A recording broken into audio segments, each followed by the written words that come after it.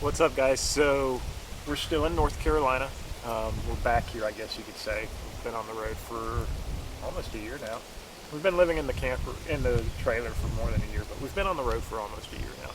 But we're back in North Carolina, and the reason we're here, or one of the reasons we're here, is we're going to be selling our trailer and upgrading. So we're in the process of going around checking out different layouts of trailers, different designs, different companies, and seeing what it is that we really want to upgrade to. So what we're going to do today, we're going to go through and we're going to show you some of the things we wish we would have known when we bought our first trailer, and some of the things to look at while you're at the dealership looking at travel trailers. Yeah, so when we bought our first trailer, when we first started all of this, we were I think we were just excited and we were in a rush to get something, and it kind of worked out in our favor. But the second time around, we're trying to be a little more patient with it and a little more picky, because there are things that we've learned over living in a travel trailer for over a year. We've learned what to look for, what we need, what we like, what would have been important to check out before we just bought a trailer. And we wanted to share that with all of you, whether you're a first-time buyer or, just you're on your fifth one. Yeah.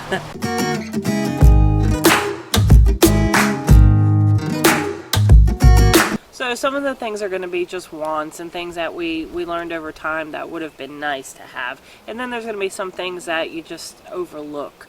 So let's start with what your truck can do. What can your truck pull? What do you want? Yeah, don't do it to yourself, guys. Make sure you know what your truck can pull, what your vehicle can pull, and then before you go in and fall in love with a trailer, make sure you can pull it. Yeah. Because we were guilty of that, especially the first time we were looking at trailers, is we would fall in love with a trailer, and then I'd go look at the weight of the trailer and I'd go, well, by the time we put all of our junk in here, there's no way. So pro tip, before you even go inside, on the outside of most trailers, it's going to give you a little summary with a couple letters and numbers, and you'll know right from there should you walk in, because if you can't pull it, if it's too heavy, there's no point. If it's too long, so check out the outside before you even walk in. That'll save you some heartache. Well, because you can kind of get a ballpark idea just by the length of the trailer as to how heavy it's going to be. But the other thing you can get from that little code on the side of the trailer right there next to the door is you can most trailers, you can get an idea as to what the layout, the floor plan is, whether it's rear living, whether it's a corner bunk, whether it's an actual bunk room. So that's something to look for. And then when you open the door, right there inside the door on the door jamb, you'll see a little yellow sticker. And on that little yellow sticker, it'll give you the dry weight of that travel trailer. So that dry weight is what it weighs leaving the factory with full propane, and if it's got a generator, full fuel. That's not going to count like, Your stuff. your stuff, freshwater tank, or anything like that. It's just going to be your dry weight. Thus, dry weight, no fresh water in the freshwater tank. So make sure you look at that before you even step foot in and fall in love with the thing. Yeah, so once you figure out what it is you want, and if you don't know what you want, and you can put your truck is able to pull a lot, then you can just look around and figure out what you want. You don't have to go in there knowing, because we still don't know. So let's start with the bathroom, because it's actually a very important part of any house, but really important when you're living small living. Right. Well, because it's going to be smaller regardless of size. It's going to be smaller than what you're used to. But guys, especially guys, I'm not a small person. I'm not huge. I'm 6 foot tall. So but I like to have my room when I got to go do my thing in the bathroom. So don't be afraid. And I'm not saying, drop trowel and all that, but go ahead and pop a squat on the toilet. Make sure you got room. Don't use it. Just sit. You can do this. You can do this with your pants up still, but just pop a squat. Make sure you fit in the bathroom, because that's an issue that I have in our bathroom now.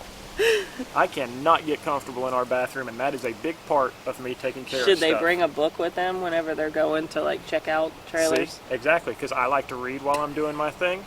I can't even read a magazine in our bathroom right now because I don't have enough room between the wall and me to hold a magazine. Okay, something else that's important is the shower, the bathtub, and this is based on what your family's needs are. For us, we have a little one, so it would be nice to have a bathtub, but he's getting to the age where, if not, it's okay, we can figure something out. There's a lot of hacks on Pinterest to make your own bathtubs, like with the blow-up little tubs and stuff. But that's something that gets overlooked. If it's you need a bathtub, make sure you look, because a lot of them do not have that. Yeah, most of them just have the shower stall. Yep. So slides. Slides, I'm not sure if we even cared when we were looking first, but we've learned over time that slides are important to us. They might not be to you. It makes the space wider, and that's such a big deal. Yeah, so when you're looking at slides, you want to look at which rooms are the slides on. Is it just the living area? Is it the kitchen and the living area? Is it, if it's a bunk house or a bunk room, is it the bunk room? Does the bunk room have a slide? Does the master bedroom have a slide? You want to know where your slides are at. And just understand that the more slides you put on a trailer, the heavier it gets. Mm-hmm. So a trailer may only be 35 feet, and that you go, okay, so a 35-foot trailer, that's normally within my weight range. If it's got 3 slides on it, I'd almost guarantee you, unless you're pulling with something bigger, you know, if you're pulling with like a 1500, 3 slides is going to be something you just can't do with a half-ton truck. So doors again, something that we didn't think was a big deal, and it might not necessarily be, but I know for me, I'm looking for something with 2 doors now. For convenience, but then also for seeing all of these stories about the fires in trailers, and I think it's really important for there to be one on each side. Well, because the way I justify the 2 doors is if there was a fire and it was in the middle of the trailer, the way the trailers we're looking at are set up, Elias is on one end of the trailer and we're at the other end, so the front end, and the doors we're looking at, I can actually get out on our side, go around to Elias's side. I don't have to go through the trailer if there's a fire there. It gives me an option and the ability to get to him quickly. And they do have windows that you can get out of, but again, our son's only 2, so we're not going to teach him how to jump out of a window, and so it'd be more convenient for us. And then just for the convenience factor of being able to go in 2 doors. So again, not important, but it's something to think about, because they do have the option of 1 or 2. Okay, this one's really, really important, even if you don't think it is. If you've never RV'd before and you're doing this full time, trust me, it's really, really important. Storage. Storage from the outside to the inside. Right now, we do not have a lot, and somehow we have made it work. We got rid of almost everything we had, and it's still been hard. So the newer ones now, they're coming out. They're building it for full time. You know, they're thinking more of us. And there's a lot more storage inside. There's cabinets. There's even ones that you can open up and there's a whole pantry. Closets. We don't even have closets in ours. But then what about outside storage? Well, and outside storage. That's a big thing too, guys. Your pass-through on most travel trailers up there at the front underneath the bed. Your pass-through storage. Make sure you take a look at that. It is not the same size in every trailer. Our pass-through is actually very, very small. And so that affects where I have to put stuff. Because my pass-through is where I'm going to keep most of our stuff, like our hoses, my tools, all that stuff that you need when you get to the site. That's where I keep most of that stuff, is in my pass-through. So when you're looking at a new trailer, if that pass-through is locked, don't be afraid to tell them you want to see what's inside there and have them go unlock it. Because you want to know how much storage you have before you're stuck and you're trying to cram stuff in holes. Yeah. So what about the refrigerator?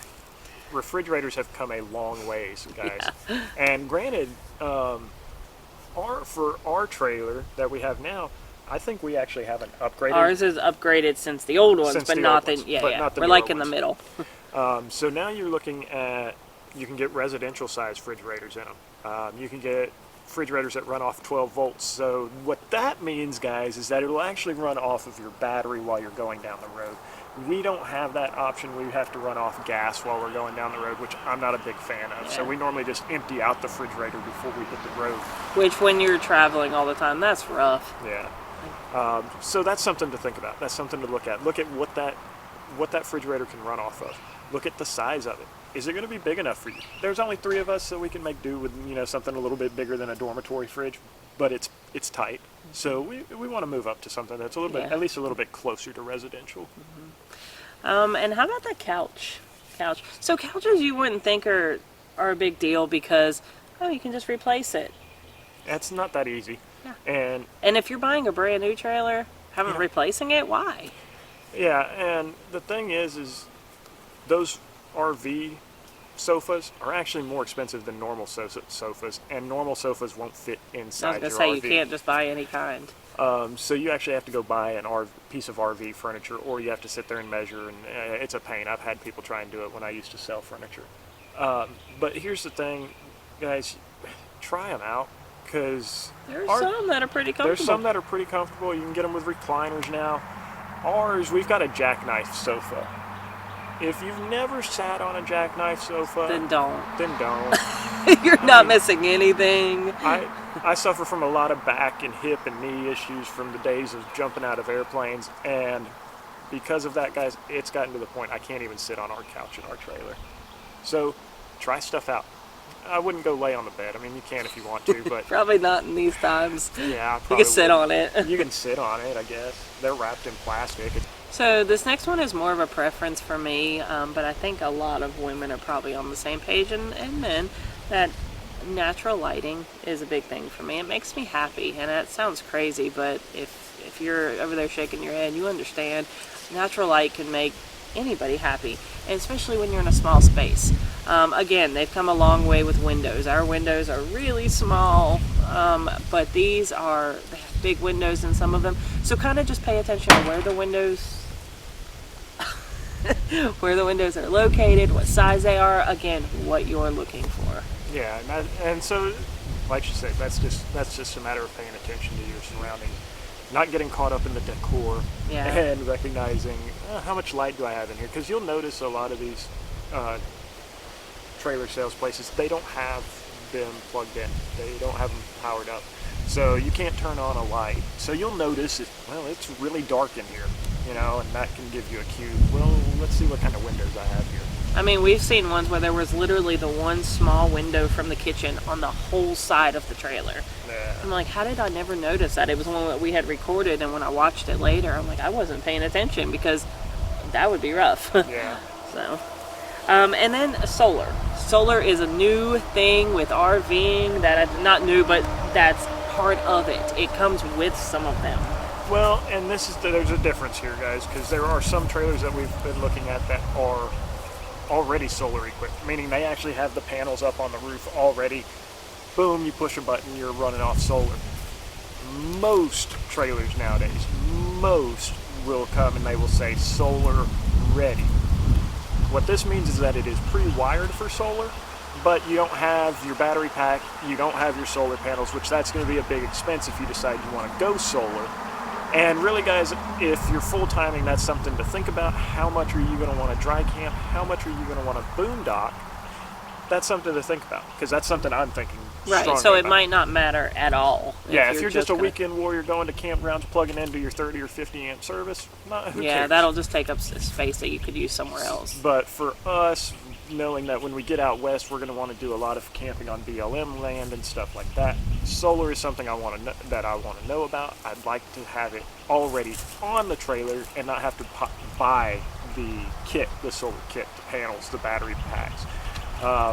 But that's just something you've got to decide if that's worth it for you. For us, I think it would be.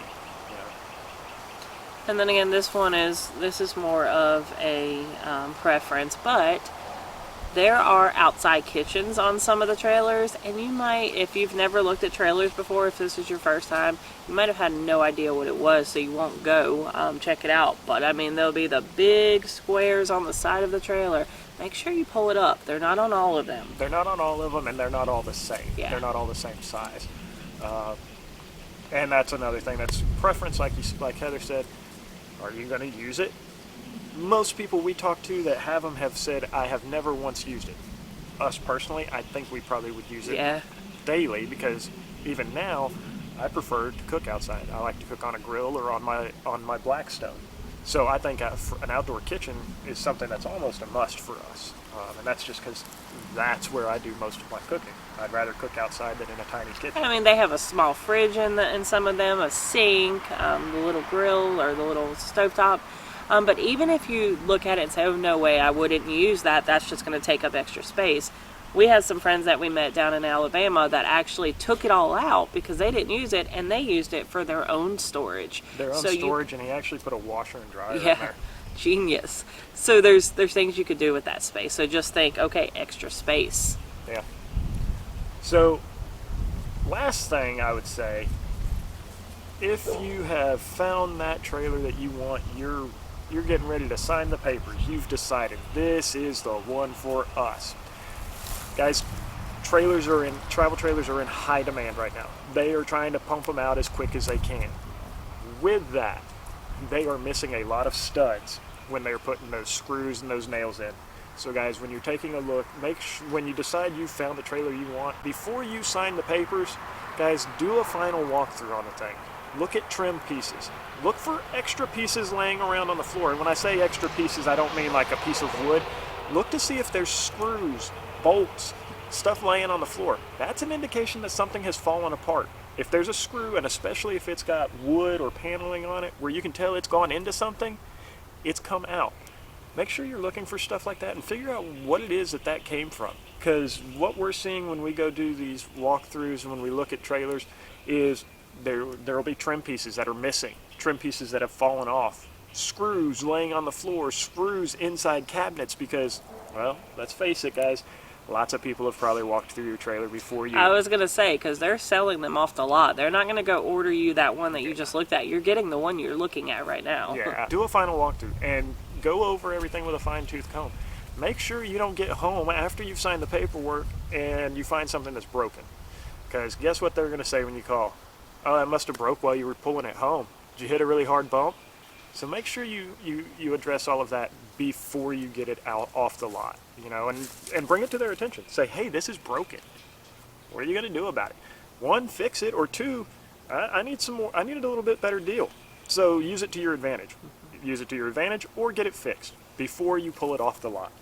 Yeah. Tell us, what is it that what did you look for? Is there something that we didn't mention that you think is important, or something that you just really look for in every one of your trailers that you search for? Let us know in the comments. And if we helped you out, let us know. What we try to do on this channel is we show you cool places we go to, but we also really want to help, because we were once new too, and we're still learning. We're still learning so much. Yeah. And YouTube's the place to be to learn, so we want to be able to help. Yeah, definitely, guys. So guys, again, thank you guys for checking us out. Thank you guys for listening to us ramble about what you should look for when you're looking at a new travel trailer. And guys, if this video helped you out, make sure you subscribe, hit the like button, and if you want to stick around and see our next video, make sure you hit that bell so you get notifications of when we post new content. Because soon, hopefully, we will have our own new upgraded to show you. Yeah, we've got a lot of exciting stuff happening too. We might put a video out about installing air ride suspension on your vehicle to help level you out too, because we're going to be doing that on the truck Titan here soon. We're going to be putting airbags Words on the are back. hard. Yeah. So we're going to be doing that. We might put a video out on that to let you know how it works. Was it worth it? Was it easy or hard to install? So if you're interested in that kind of stuff, guys, let us know in the comments below. And again, guys, we appreciate your support, and we will see you guys next time.